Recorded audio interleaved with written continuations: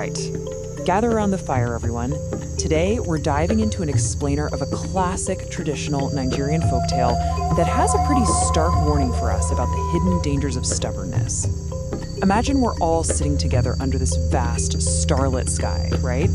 The crackle of the flames is the only sound you hear besides my voice. We're going to walk through a story that hasn't just been passed down for entertainment, but as a literal blueprint for life. It's the story of the Sugar Girl. It's a tale of pride, the really harsh consequences of not listening, and ultimately a powerful journey toward redemption.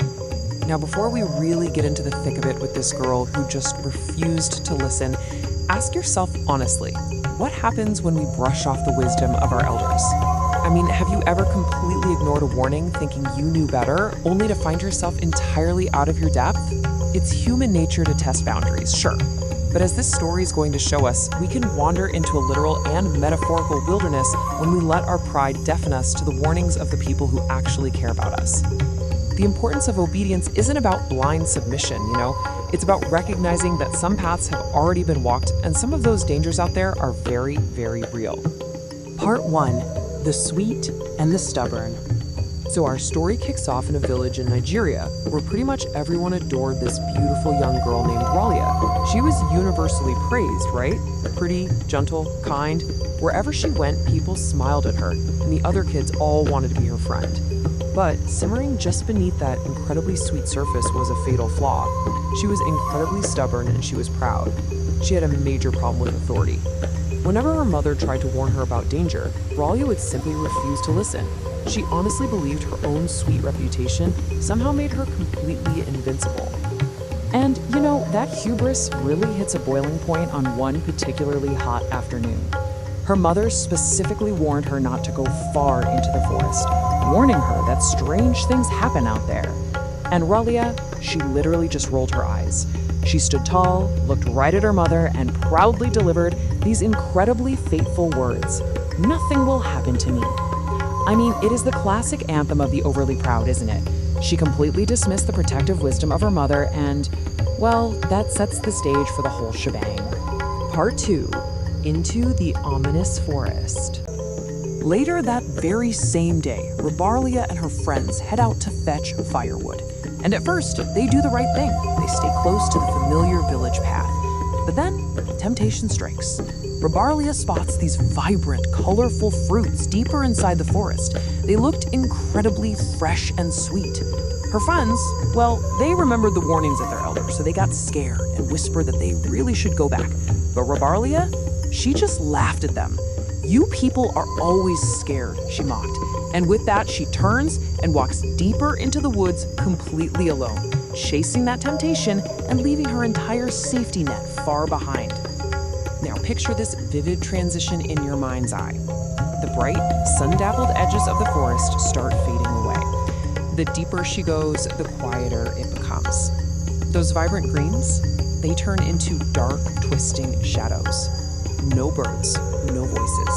The cheerful sounds of her friends are totally gone. The only sound left in the entire world is the eerie crunch of dry leaves under her own feet.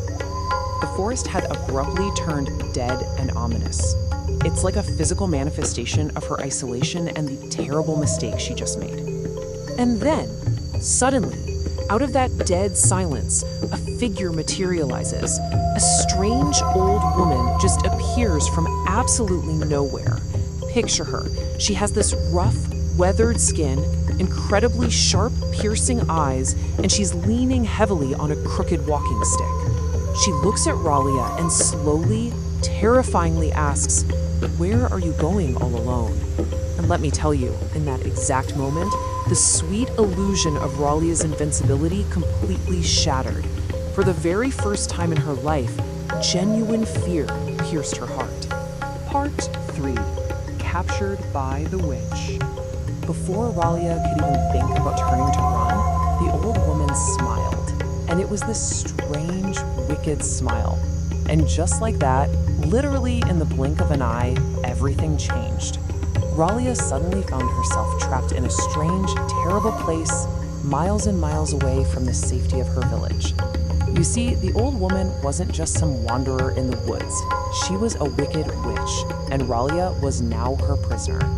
And this is where reality sets in.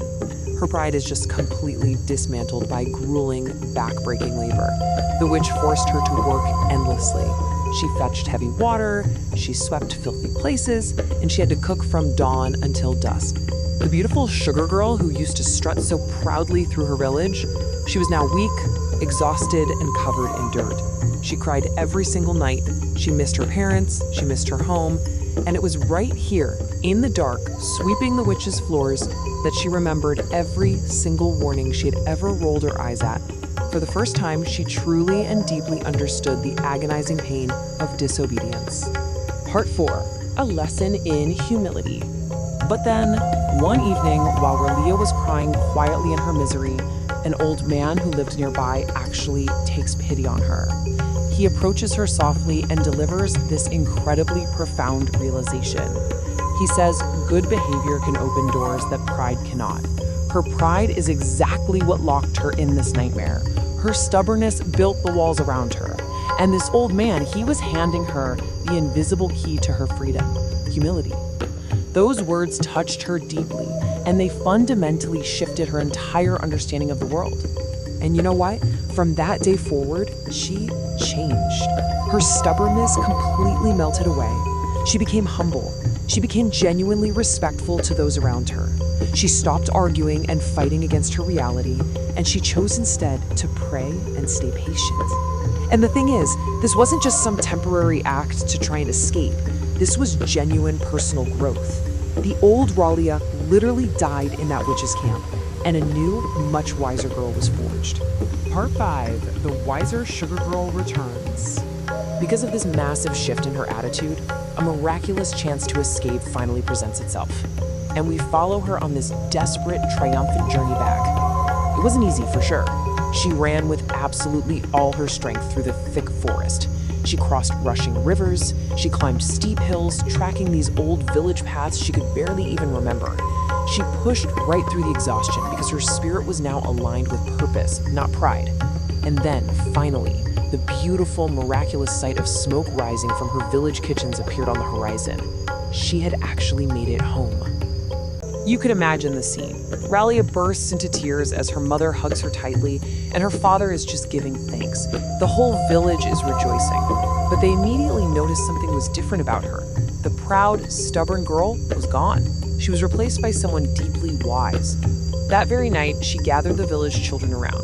Actually, a lot like how we are gathered around our fire right now, and she shared this ultimate lesson. She said, when parents warn you, listen. Pride can lead a person into suffering.